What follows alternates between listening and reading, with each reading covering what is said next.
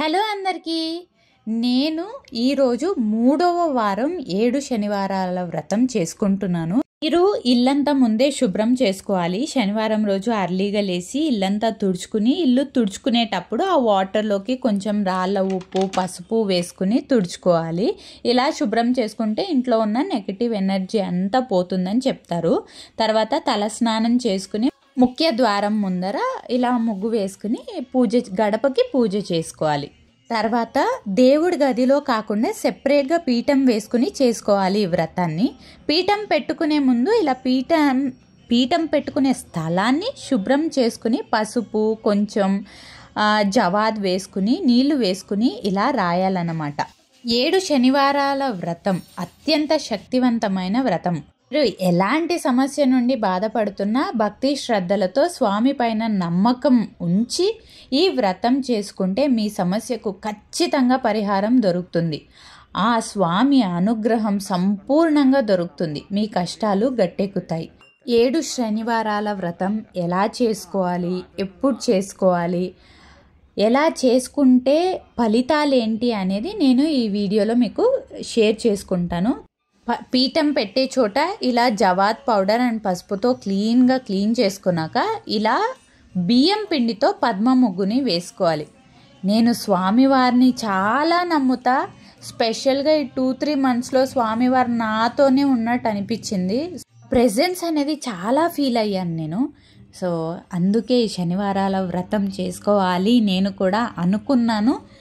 ఇంకా చూస్తున్నారు కదా, పద్మం ముగ్గు వేసుకుని ఇలా పీఠం పెట్టుకోవాలి. దానిపైన మళ్ళీ ఈ పీఠం మీద మళ్ళీ సేమ్ పద్మ ముగ్గు వేసుకోవాలి. దానిపైన తర్వాత ఒక పసుపు బట్టని వేయాలి. ఇప్పుడు పూజా పీఠం రెడీ అయిపోయింది. తర్వాత దేవుడి విగ్రహాలు, దీపాలు వీటన్నిటిని ముందే కడిగి పెట్టుకున్నాను. సో మా ఇంట్లో అమ్మ ఫస్ట్ నుండి పితాంబరి యూస్ చేస్తుంది ఈ వెండి ఐటమ్స్ ఏదైనా సరే క్లీన్ చేసుకోవడానికి. సో వాటితో ఈ దీపాలు అన్నీ క్లీన్ చేసుకున్నాను.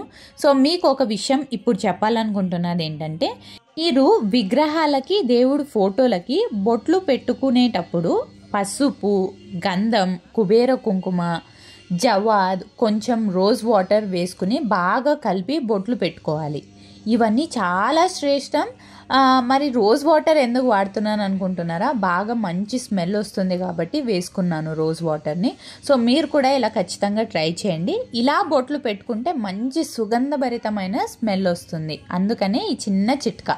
స్వామివారిని ఇలా ఇంట్లోనే కానీ ఇలా అలంకరించడానికి అవకాశం ఇచ్చినందుకు స్వామివారు చాలా సంతోషంగా అనిపిస్తుంది. సో ఇలా స్వామివారి ఫోటోకి బొట్లు పెట్టుకుని పీఠం మీద పెట్టుకోవాలి. తర్వాత స్వామివారికి నైవేద్యం చేసుకోవాలి. సో ఈ 3 నైవేద్యాలు అయితే కంపల్సరీగా పెట్టుకోండి. సో అది పానకం, స్వామివారికి చాలా ఇష్టమైన పానకం.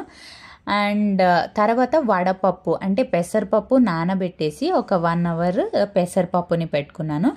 అండ్ స్వీట్ రైస్ చేసుకున్నాను. నెయ్యి, బెల్లం రైస్ అంతా వేసుకుని స్వీట్ రైస్ చేసుకున్నాను, బెల్లం అన్నం. పీఠం మీద స్వామివారిని పెట్టుకున్నాం కదా, స్వామివారితో పాటు లక్ష్మీ అమ్మ విగ్రహం కూడా పెట్టుకోవాలి. స్వామికి తులసి దళాలంటే చాలా ఇష్టం. తులసి దళాలు పూజతో అలంకరించుకోవాలన్నమాట. ఇది మాత్రం కంపల్సరీగా చేసుకోండి.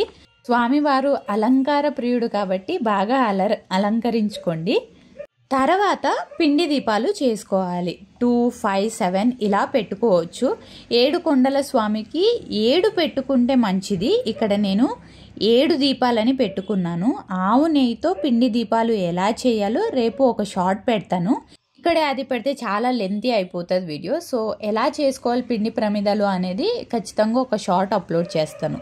తర్వాత దీపాలన్నీ వెలిగించుకుని ఏ పూజ చేసినా మొదట మనం వినాయకుడిని పూజించుకోవాలి.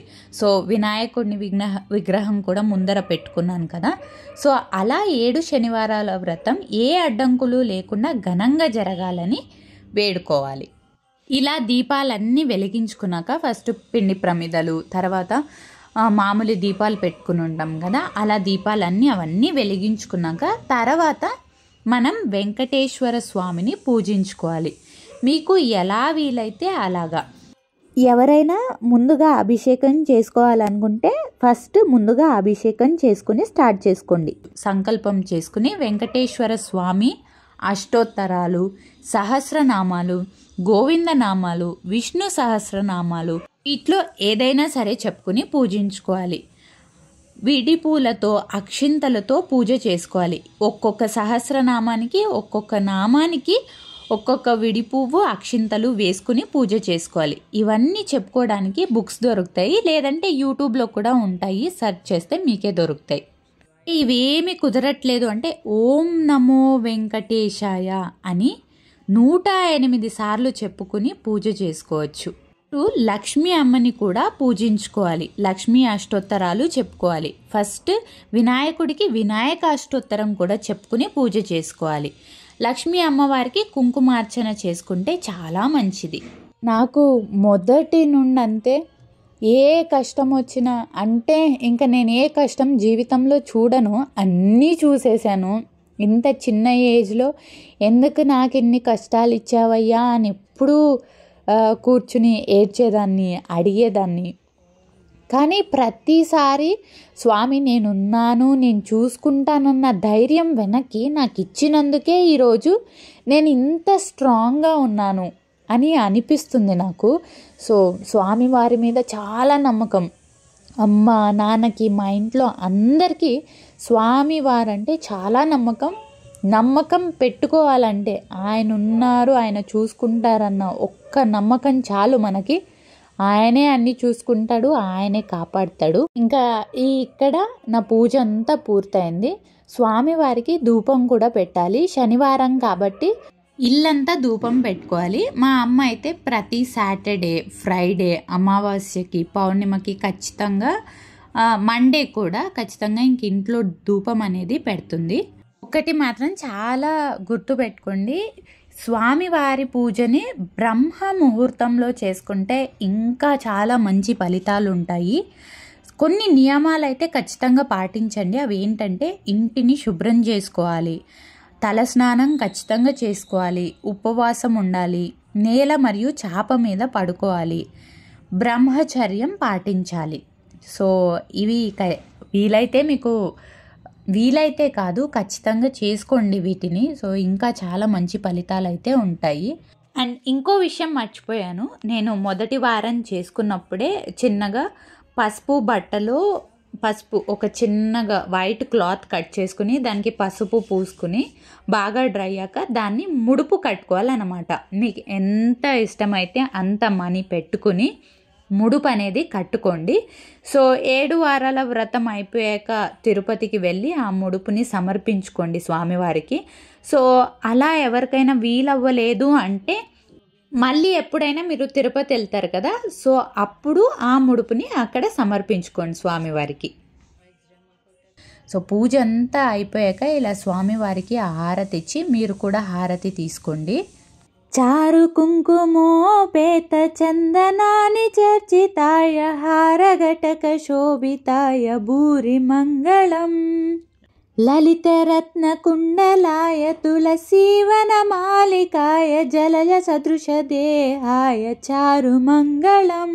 స్వామివారి కోసం చాలా రోజుల తర్వాత పాడాను. ఎలా పాడానో మీరే కామెంట్స్లో చెప్పండి. సో నేను చిన్నప్పుడు మా అమ్మ సంగీతానికి పంపించేది, సో మధ్యలోనే వదిలేయాల్సి వచ్చింది. సో చాలా బాగా పాడేదానని చెప్పేవాళ్ళు మా సంగీతం సార్. సో మధ్యలో వదిలేసుకోవాల్సి వచ్చింది. సో చాలా సంవత్సరాల తర్వాత ఈరోజు పాడాను, అది స్వామివారి కోసం. సో ఇంకా స్వామివారికి ఇలా హారతి ఇచ్చి మీ మనసులో కోరికని చాలా గట్టిగా కోరుకోండి. ఎవరైనా సరే ఖచ్చితంగా స్వామి ఉన్నారన్న నమ్మకం మీకుంటే చాలు, ఆ కోరికలు న్యాయంగా ధర్మంగా ఉంటే ఖచ్చితంగా వెంటనే నెరవేరుతాయి.